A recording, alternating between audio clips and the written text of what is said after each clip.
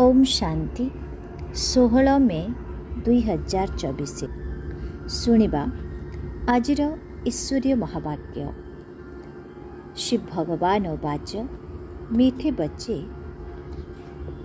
निजको सुधारिबा उपरे ध्यान दियो, दैवी गुण धारण कर। बाबा केबे काहा उपरे असंतुष्ट हुअन्ति नाही, शिक्षा देइथान्ति। तेणु एथिरे डरिबार किछि कथा नाही। आजिर प्रश्न, पिलामानंकर केउ गोटिए स्मृति रहिले केबे भी समय नष्ट करिबे नाही?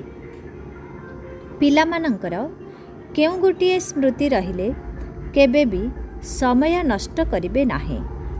उत्तर, एहा हेउछि संगमर समय। वर्तमान आमको बहुत मूल्यवान लटरी मिलिछि। बाबा आमको हीरा भली देवता करुछन्ते। जदि एही स्मृति रहिबो तेबे केबे भी समय नष्ट करिबे नाही। एही ज्ञान जन्म जन्म पाई भाग्यर आधार। तेणु एही पाठ पढ़ारे केबे भी अनुपस्थित हुओ नाही। माया देह अभिमान उत्पन्न करिबा पाई चेष्टा करिबो, किंतु तुमर जदि सीधा सड़ख बाबांक सहित जोग थिबो तेबे समय सफल होई जिवो। ओम शांति। पिलामाने तो जानिछन्ति जे इए आमर पिता अटन्ति। एथिरे डरिबार कौनसी कथा नाही। इए कौनसी साधु बा महात्मा नुहन्ति जे कि अभिशाप देबे किंबा रागिबे। दुनिया रे गुरुमानंक भितरे तो बहुत क्रोध थाए, सेथिपाई अभिशाप भୟରେ मनुष्य माने तांकु डरी थांते। किंतु एठारे सेमिति किछि कथा नाही। तेणु पिलामानंकु केबे हेले डरिबार मध्य नाही। चंचल प्रकृतिर पिलामाने ही बाबांकु डरी थांते। लौकिक पिता तो केबे केबे रागी थांती, किंतु एठारे बाबा केबे रागंती नाही।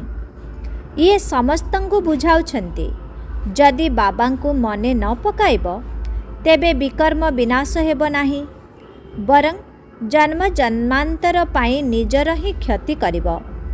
बाबा तो आगकु सुधारिबा पाई तुममानंकु शिक्षा देउछन्ति।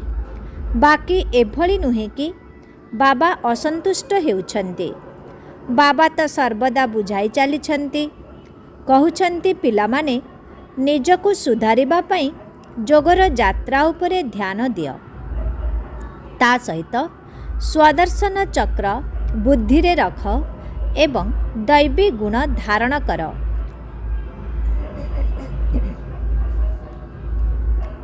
एथिरे जोग हेउछि मुख्य। बाकी सृष्टि चक्रर ज्ञान तो बहुत सहज, ताहा हेउछि आमदानीर उत्स। किंतु ता सहित दैवी गुण मध्य धारण करिबाकु हेबो। वर्तमान समय रे समस्तंक मध्यरे आसुरी गुण भरी रहिछि। छोट पिलामानंक भितरे मध्य आसुरी गुण रही थाए, किंतु सेमानंकु मारिबा उचित नुहे, काहेकिना सेमाने सेया ही शिखि थांते। सत्य जुगरे तो किछि भी शिखिबार न थाए। एठारे तो पिलामाने माता पितांक ठारु सबु शिखुछन्ते। बाबा गरीब मानंकर कथा कहउछन्ते। साहुकार मानंक पाई तो एहा जेपरि स्वर्ग अटे। सेमानंकु ज्ञानर आवश्यकता नाही, एहा तो पाठ पढ़ा अटे।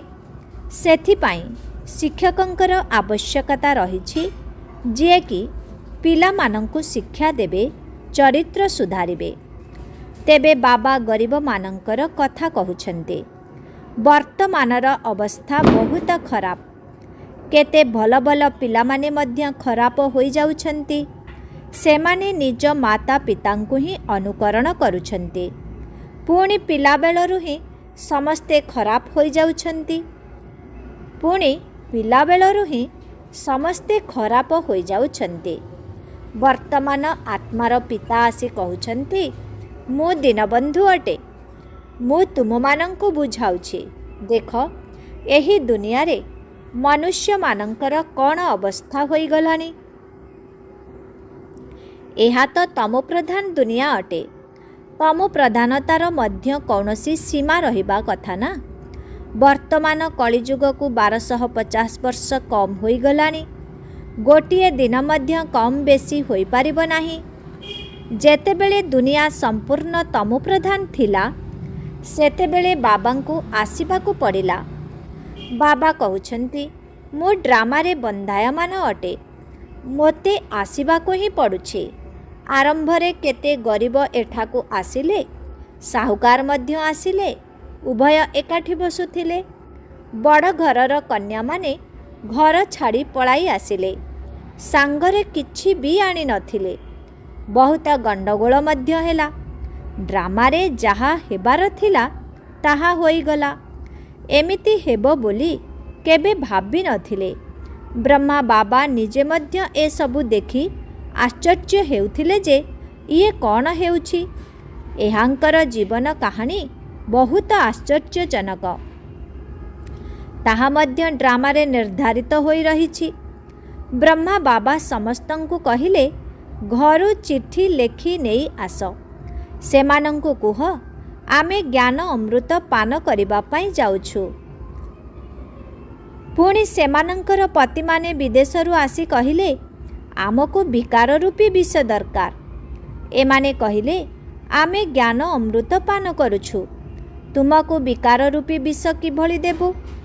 ଏ ସମ୍ବନ୍ଧରେ ତାଙ୍କର ଗୋଟିଏ ଗୀତ ମଧ୍ୟ ତିଆରି ହୋଇଛି। ଏହାକୁ ହିଁ ଚରିତ୍ର କୁହାଯାଏ। ଶାସ୍ତ୍ରରେ କିନ୍ତୁ ଶ୍ରୀକୃଷ୍ଣଙ୍କର ଚରିତ୍ର ବିଷୟରେ ଉଲ୍ଲେଖ କରିଛନ୍ତି। ବାସ୍ତବରେ ଏହା କୃଷ୍ଣଙ୍କର କଥା ନୁହେଁ। ତେବେ ଏସବୁ ଡ୍ରାମାରେ ନିର୍ଦ୍ଧାରିତ ହୋଇ ରହିଥାଏ। ନାଟକରେ ଏହିଭଳି ଥଟ୍ଟା ମଜା ଆଦି ହୋଇଥାଏ। ଏଠାରେ ତ ଉଭୟ ଅଲୌକିକ ଏବଂ ପାରଲୌକିକ ପିତା କହୁଛନ୍ତି, ମୁଁ କିଛି ବି କରିନାହିଁ।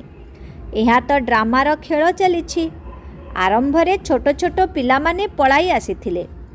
ସେମାନେ ଏବେ କେତେ ବଡ଼ ବଡ଼ ହୋଇଗଲେଣି।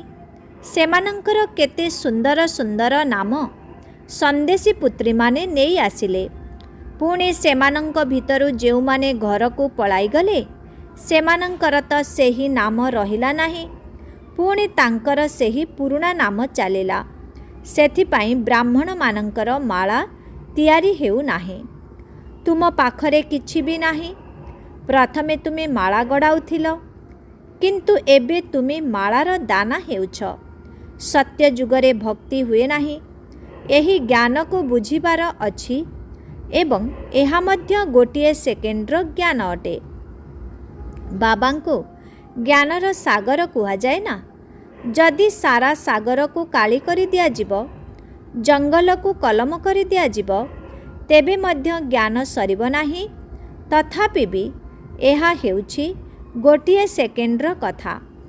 ଯଦି ଅଲଫଙ୍କୁ ଜାଣିଗଲେ, ତେବେ ବେ ଅର୍ଥାତ୍ ରାଜତ୍ୱ ନିଶ୍ଚିତ ମିଳିବା ଦରକାର। ତେଣୁ ସ୍ଥାୟୀ ଭାବେ ସେହି ଅବସ୍ଥାକୁ ଧାରଣ କରିବା ପାଇଁ ଅର୍ଥାତ୍ ପତିତରୁ ପାବନ ହେବା ପାଇଁ ମେହନତ ଲାଗୁଛି। ବାବା କହୁଛନ୍ତି, ନିଜକୁ ଆତ୍ମା ନିଶ୍ଚୟ କରି ମୋତେ ଅର୍ଥାତ୍ ପାରଲୌକିକ ପିତାଙ୍କୁ ମନେ ପକାଅ। ଏଥିରେ ହିଁ ମେହନତ ରହିଛି। ଶିକ୍ଷକ ହିଁ ପୁରୁଷାର୍ଥ କରାଉଛନ୍ତି, କିନ୍ତୁ ଯାହାର ଭାଗ୍ୟରେ ନାହିଁ, ତେବେ ଶିକ୍ଷକ ବି କ'ଣ କରିପାରିବେ? ଶିକ୍ଷକ ତ ପାଠ ପଢ଼ାଇବେ। ଏମିତି ନୁହେଁ ଯେ ଲାଞ୍ଚ ନେଇ ପାସ୍ କରାଇଦେବେ। ଏ କଥା ତ ପିଲାମାନେ ବୁଝୁଛନ୍ତି ଯେ ବାପଦାଦା ଉଭୟ ଏକତ୍ର ଅଛନ୍ତି।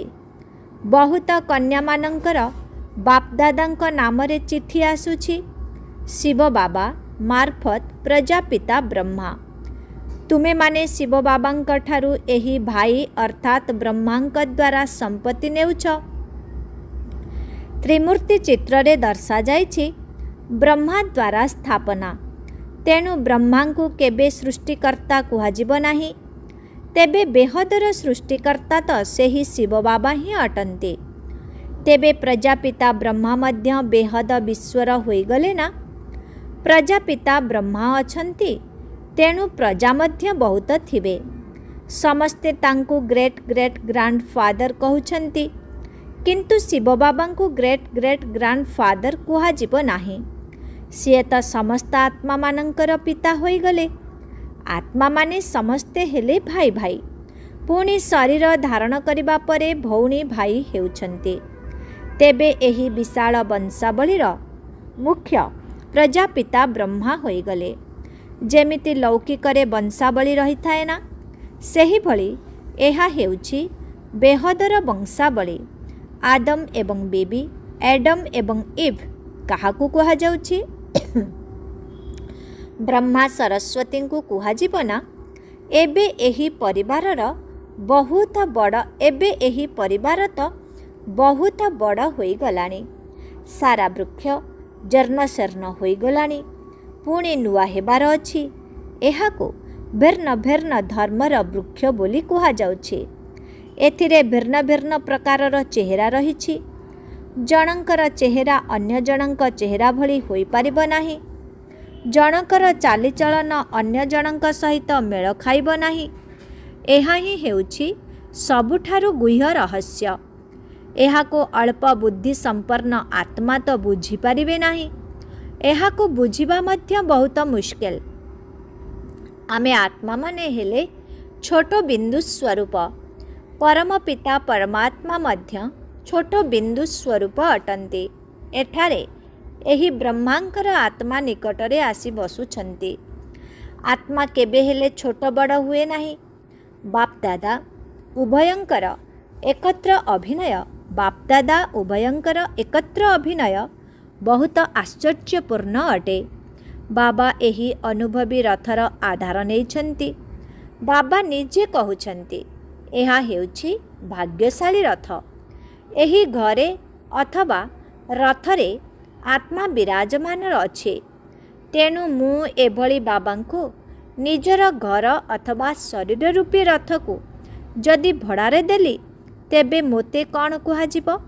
सेथिपाई तांकु भाग्यशाली रथ कुहाजाए, जेउथिरे बाबा बसी तुम मानंकु हीरा भली देवता करुछन्ते।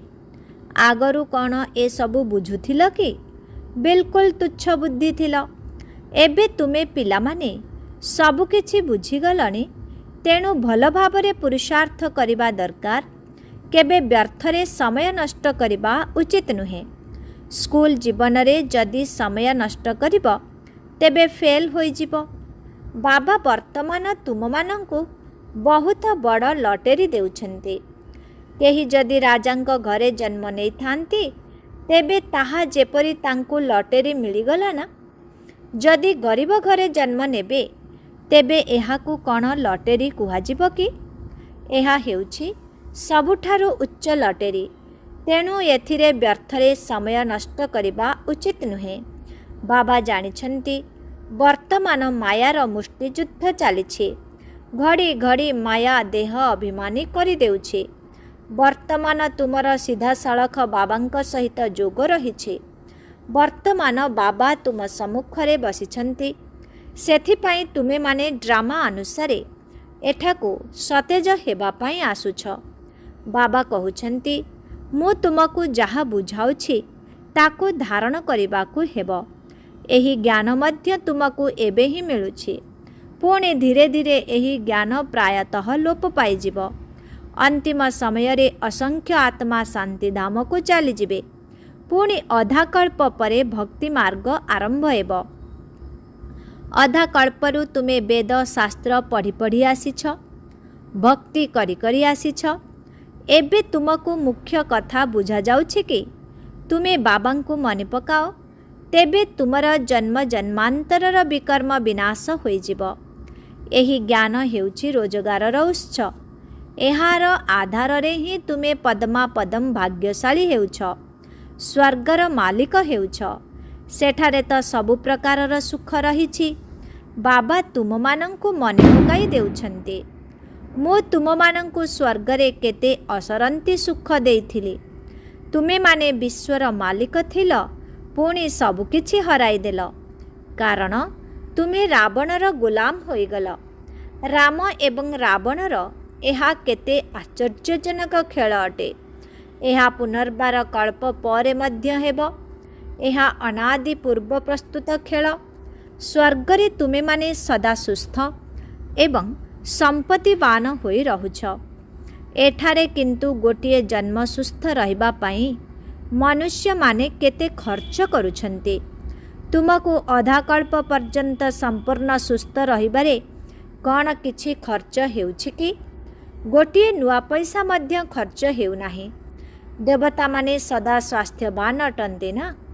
ତୁମେ ଏଠାକୁ ସେହିଭଳି ସର୍ବଦା ସୁସ୍ଥ ହେବା ପାଇଁ ଆସିଛ।